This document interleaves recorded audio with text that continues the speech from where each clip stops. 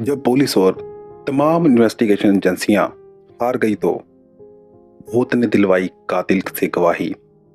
जी हाँ, ये अजीबोगरीब एक मर्डर मिस्ट्री कहानी अमेरिका की है, जिसमें पुलिस से लेकर कोर्ट तक ने माना कि इस केस को एक भूत यानी कि एक आत्मा ने सोल्व किया। कानून आमतौर पर भूत पिशाच पर यकीन नहीं करता, लेकिन इस केस में पुलिस ने खुद माना कि हमने इस मर्डर केस में हार मान ली थी। अगर आत्मा ने हमारा साथ ना दिया होता तो शायद ये मर्डर मिस्ट्री हम सोल्व ना कर पाते। टेरिस्टा बासा नामक लड़की, जिसका जन्म फिलीपींस में हुआ, स्कूल की पढ़ाई करने के बाद टेरिस्टा ने हायर एजुकेशन के लिए अमेरिका को चुना। माता पिता ने भी उसे अमेरिका जाने की अनुमति दे दी। फिर ट्रेसा पहुंची अमेरिका के शिकागो शहर, जहां उसने म्यूजिक में मास्टर की पढ़ाई की। डिग्री लेने के बाद ट्रेसा ने सोचा कि सिर्फ म्यूजिक की डिग्री उसके लिए काफ़ी नहीं है। फिर उसने मेडिकल एजुकेशन की तरफ रुख किया और रेसेपेरेटी थेरेपिस्ट के तौर पर पढ़ाई पूरी करके एक हॉस्पिटल में काम करने लग पड़ी। साल 1977 में टेरिस्टा की उम्र 47 साल की थी, लेकिन उसने तब तक शादी नहीं की। हालांकि उसके कुछ बॉयफ्रेंड रह चुके थे, पर बात शादी तक नहीं पहुंची। फिर भी वह अकेले अपनी लाइफ एंजॉय कर रही थी। वह अपनी सिंगल लाइफ से काफ़ी खुश थी। बात है 21 फरवरी 1977 की शाम के करीब 7:30 बजे। टेरिस्टा ने अपने एक दोस्त को फ़ोन किया। बात करते करते उसने बताया कि उसके घर एक गेस्ट आने वाला है। ऐसा बोलकर उसने फ़ोन काट दिया। इसके करीब 1 घंटे बाद 8:30 बजे टेरिस्टा के अपार्टमेंट से धुआं निकलता दिखाई दिया। पड़ोसी ने जब ये सब देखा तो तुरंत इस बारे में सिक्योरिटी गार्ड को बताया, जिसके बाद फायर ब्रिगेड को सूचना दी गई। मौके पर पहुंचकर फायर ब्रिगेड की गाड़ियां अपार्टमेंट में घुसी तो देखा कि वहां आग लगी है। तुरंत आग पर काबू पाया गया। इस दौरान उन्होंने ड्राइंग रूम में देखा कि कार्पेट में एक लड़की मृत पड़ी हुई है, जिसके शरीर पर कोई कपड़ा नहीं है और आधा शरीर उसका जल चुका है। देखते ही साफ हो गया कि मामला हत्या का है। तुरंत पुलिस को सूचना दी गई। पुलिस शव को कब्जे में लेकर पोस्टमार्टम के लिए भिजवाया। पुलिस को तब लगा कि शायद किसी ने टेरिस्टा की हत्या कर उसे जलाने की कोशिश की है, जिससे आग पूरे घर में फैल गई। फिर जब पोस्टमार्टम रिपोर्ट आई तो पता चला कि उसके साथ रेप नहीं हुआ है, बस उसकी सीधे हत्या कर दी गई है। पुलिस ने जांच शुरू की। टेरिस्टा के माता पिता भी शिकागो पहुंचे। उनसे भी पूछताछ की गई और टेरिस्टा के दोस्तों के बारे में पूछा गया। इसी बीच जब पुलिस ने घर की तलाशी ली तो उन्हें टेरिस्टा के कमरे में एक लेटर मिला। लेटर में लिखा था, get theatre ticket for AS. अब पुलिस के सामने सवाल यह था कि एएस कौन है।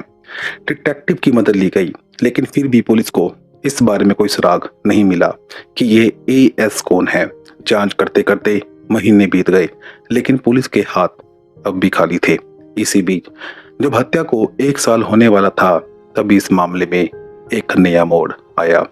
दरअसल जिस डिटेक्टिव मिस्टर जो एस चूला को इस जांच सौंपी गई थी, उसने अपने दफ्तर में टेबल के ऊपर एक नोट पड़ा मिला।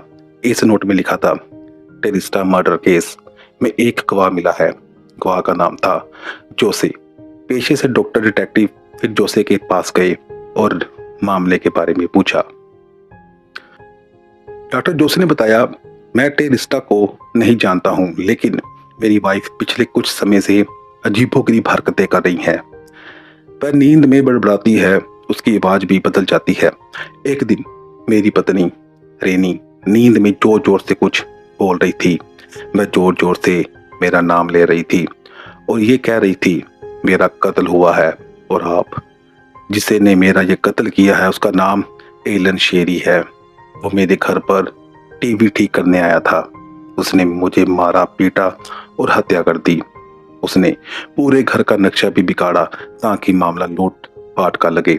आप प्लीज इस बारे में पुलिस और डिटेक्टिव को बताओ ताकि मुझे इंसाफ मिल सके। जोसे ने बताया कि इतना बोलकर मेरी पत्नी शांत हो गई। फिर मैंने भी इस चीज को गंभीरता से नहीं लिया और इग्नोर कर दिया। फिर अगले दिन फिर से रेनी रात को बड़बड़ाने लगी, लेकिन इस बार वह काफी गुस्से में थी।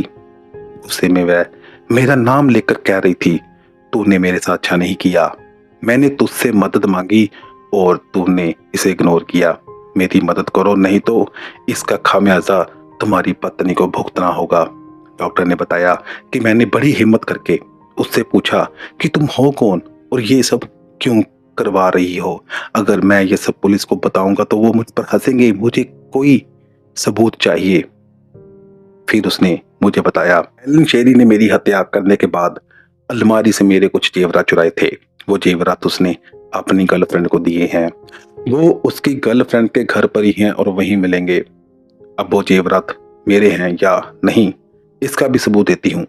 मैं तुम्हें कुछ नंबर दे रही हूँ अपने दोस्तों और माता पिता के, जो कि उन जेवरात को पहचान लेंगे। डॉक्टर ने डिटेक्टिव को बताया कि इसके बाद मैंने पुलिस को कांटेक्ट किया और उन्होंने मुझे आपसे मिलने को कहा। अब डिटेक्टिव और पुलिस ने मिलकर इसकी जांच शुरू की। एएस नाम की पहली पहेली तो सुलझ गई थी। अब दूसरी पहेली सुलझाने के लिए पुलिस ने जांच करवाई कि क्या सच में उस दिन कोई टेरिस्टा के घर टीवी ठीक करने आया था। तो पता चला कि सच में टेरिस्टा का टीवी खराब था। इस तरह दो पहेलियां सुलझ गई और पुलिस ने कातिल की तलाश शुरू की और वह जल्द ही मिल गया। पता चला कि एलन उसी हॉस्पिटल में काम करता है जिसमें टेरिस्टा काम करती थी। पुलिस ने एलन से पूछताछ शुरू की और उसकी गर्लफ्रेंड का पता पूछा। गर्लफ्रेंड से पूछा गया कि क्या एलन ने तुम्हें कोई गिफ्ट दिया है। गर्लफ्रेंड ने हाँ कहकर गिफ्ट दिखाया। पुलिस ने जेवरात की पहचान करने के लिए टेरिस्टा के माता पिता और दोस्तों को बुलाया।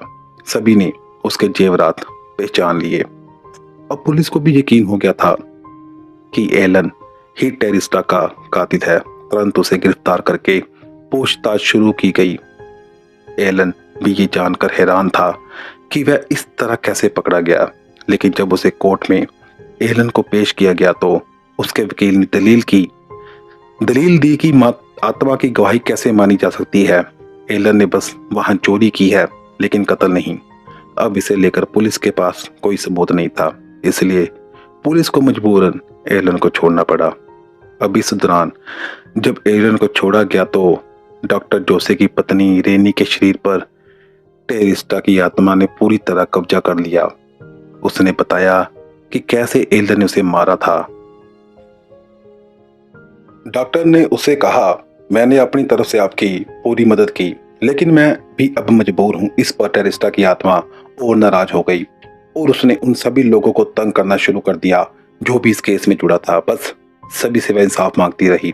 ये सब होने पर पुलिस ने फिर से एलन को गिरफ्तार किया और मुकदमे की कार्रवाई शुरू की। अब केस में सबूत कोई था नहीं, लेकिन फिर भी ट्रायल शुरू हुआ। पूरे देश की नजर इस केस पर थी, लेकिन इस बार भी एलन को कोर्ट से बरी कर दिया गया। कोर्ट ने कहा कि आत्मा की गवाही नहीं मानी जाएगी, लेकिन जैसे ही उसे जेल से रिहा किया जाने लगा, उसके अंदर ऐसा कुछ हुआ कि उसने डिटेक्टिव को अपने पास बुलाया और सबके सामने कबूल कर लिया कि उसी ने टेरिस्टा का कत्ल किया है। ये सब सुनकर पुलिस, डिटेक्टिव समेत वहां मौजूद सभी लोग हैरान रह गए। एलिन ने बताया कि वह और टेरिस्टा दोस्त थे, दोनों साथ में हॉस्पिटल में काम करते थे। जब भी टेरिस्टा के घर कुछ भी इलेक्ट्रॉनिक का सामान खराब होता तो वह मुझे बुला लेती, फिर हम कॉफी पीकर बातें करते। उस दिन भी जब टेरिस्टा का टीवी खराब हुआ तो उसने मुझे बुलाया। जब मैंने टीवी बनाया तभी मेरी नीयत खराब हो गई और मैंने उसके जेवरात चुराने का सोचा, लेकिन जैसे ही मैंने जेवर चुराए उसने मुझे देख लिया। मैंने सोचा कि अब मेरी बदनामी होगी, इसलिए मैंने उसे मार डाला।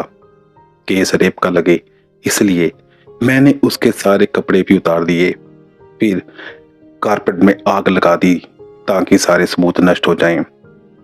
एलन के गुनाह कबूल करते ही कोर्ट में फिर से ट्रायल शुरू हुआ और कोर्ट ने उसे 20 साल की सजा सुनाई। कहा जाता है एलन ने जो गुनाह कबूल किया उसके पीछे भी टेरिस्टा की आत्मा ही थी। दरअसल जब एलेन जेल में था तो टेरिस्टा की आत्मा उसे तंग करती थी, कहती थी तुम अपना गुनाह कबूल कर दो, नहीं तो तुम्हारे साथ बहुत बुरा होगा। इसी डर से रोपी एलन ने गुनाह कबूल कर लिया। ये थी एक सच्ची कहानी जो अमेरिका के इतिहास में एक अलग अध्याय में लिखी गई कि किस तरह से आत्मा ने अपना बदला लेने के लिए और कातिल को उसके गुनाह की सजा दिलवाने के लिए किस तरह से ये सब कुछ किया।